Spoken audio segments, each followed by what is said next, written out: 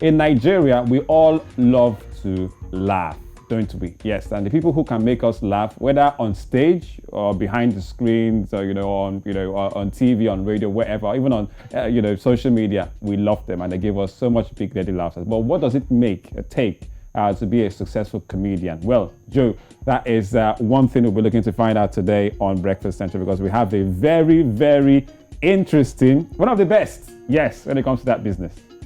No doubt. We've got Seyi Law who's joined us. Thank you so much for joining us, Seyi Law, this Friday morning. It's good to have you, by the way. And I mean, you still look the same. You don't change. You don't age. What's the secret?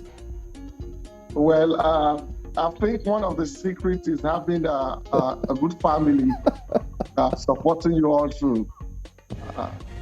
When you have people around you helping you to monitor your diet and telling you that this is a no-go area. It can only get better, I guess. Quite interesting. Well, we're looking at becoming the steps to becoming a comedian, a successful comedian. I'm sure we still have Gabby somewhere around there. I think I might be wrong. Gabby might be thinking of going into comedy. I don't know how funny she is, by the way, but I don't know. But I've told Olisa, don't try it, please. Don't try it. That's the thing.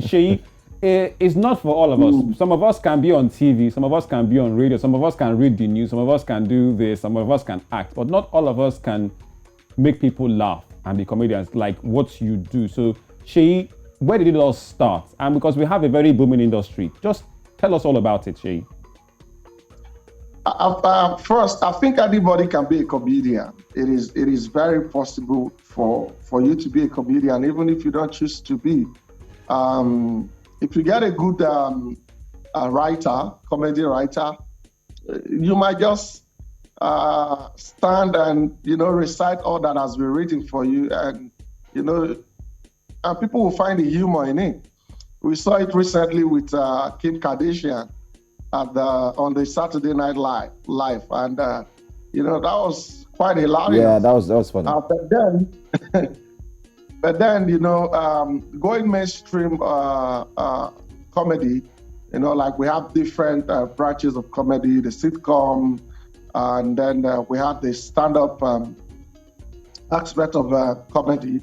And right now, a lot of skit makers, content creators are beginning to also tap into comedy. And that is it. A lot of people are coming in. For me, basically, it started after my secondary school, basically. I had finished secondary school, and I was waiting for admission into the university, doing different kind of job. No, it's always been in there, making my friends laugh in school, being a part of the cultural dramatic club in school, and then joining the drama society in the church. These were things that helped build me as a comedian. But eventually, after secondary school, one of my cousins, Oladipupo Ogunmebi, encouraged me to look into comedy while I wait for admission, and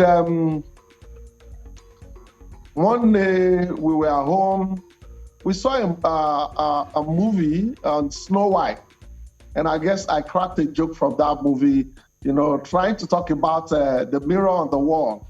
And I said, wow, I remember when we premiered this movie that they placed the mirror on the wall and we all were on the queue trying to see who was the most handsome in the world.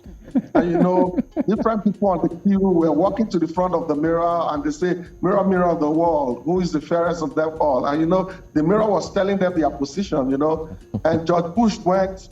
Then it was George Bush who was the president of the United States, and he went in front of the mirror. And the mirror was like, you're the 10,000 most handsome person in the world. And then our own president then, Chief Oluwaseyitan Aletile, went in front of the mirror, and the mirror said, you're the second most handsome person in the world. And I said, wow, if Chief Obasanjo is the second, definitely, why do I need to struggle? I definitely will be the first. And then I just said, everybody can just have their go. I'll wait. And eventually when I got in front of the mirror looked at me and said, your face is not even registered here. All right. And my cousin found that very funny, and then he said, "See, come with us. We have a show in a church, and we want you to come and perform. Let people see what you can do." And that was how I went on stage for the first time, and I got my first gig from that first opportunity. All right. And then I had to now take the opportunity to study the people who have been in the industry before me, try to understand their uniquenesses and try to put it in a body called Seyi Law. You know, I saw the fatherly figure that Ali Baba brought to the industry, and I felt, oh, this will help me in a long term when it comes to relevance. I saw the branding that Basketman brought. You know, Basketman had then become the face of Nigerian comedy. And then I saw Igoda's dexterity. I saw the descriptive power of Gandoki, and you know, the audibility of Gordon's. You know, he comes to stage and he says, hallelujah. And then, you know, the voice is captivating and all that. And I decided to put all these things into the body called Seyi Law. All right, Seyi, and here you are now, one of the most successful stand-ups we have. But looking at the mirror on the wall right now, Gabby, looks like you're the fairest of them all, so you might want to throw one at Seyi this time, Gabby. All right, okay, so I mean, I really love the fact that you recounted, you know, the journey into comedy. But one of the questions that I actually want to ask, you know, is, I know it's easier to have friends and family, you know, laugh and find you funny, but how do you make that adjustment to actually making other people, total strangers, laugh? Because, I mean, your family and friends can find you funny, but like total strangers, I don't know how that adjustment actually works, you know. I don't know if you could share how that worked for you. I think being in school and having to represent my school during quiz competitions and debates, you know, had really helped me conquer stage fright, you know. And then going to church, you know, being given the role to play as a funny person also has helped me grow over the years. And even before I even thought of doing stand-up comedy, I've been going to the National Art Theatre because I wanted to, from about 2003, I wanted to join, you know, the movie industry. But unfortunately, the role never came until 2005, and I decided to, you know, to do stand-up. And this is it. You stand in front of the people, and over the years, one of the things that I've come to realize is that anything you say can be funny. It only depends on how you say it. You know, that is where the facial expression, the tone of your voice, you know, comes in. And that is the beauty with comedy. You know, for somebody, if you look at somebody like Julius Agu, there's just this thing that is very unique with him, and that thing is his voice. So when you get in front of the people, you know, you want to look at their faces, and you want to, you know, make sure that what you're saying is something that they can understand, you know. And that is why reality always works for stand-up comedy. When you say something that people can relate with, it helps you to, you know, to captivate them. I think that is one thing that is very good with stand-up comedy, something that everybody can relate with. And, you know, I also had the opportunity to meet Ali Baba in 2006. And one of the things that Ali Baba said then was, you know, if you get anywhere and you can look around you and you're able to pick 5 things, you know, that you can use to make people laugh instantly. People, you know, that's spontaneity now. People will now start looking at you like, oh, wow, this guy is so brilliant. This guy is so exceptional. Like we are right here now, I'm looking at everybody. Look at how handsome Hansen is, you know, and then you see Gabby making all of us feel like we haven't taken our shower this morning, you know.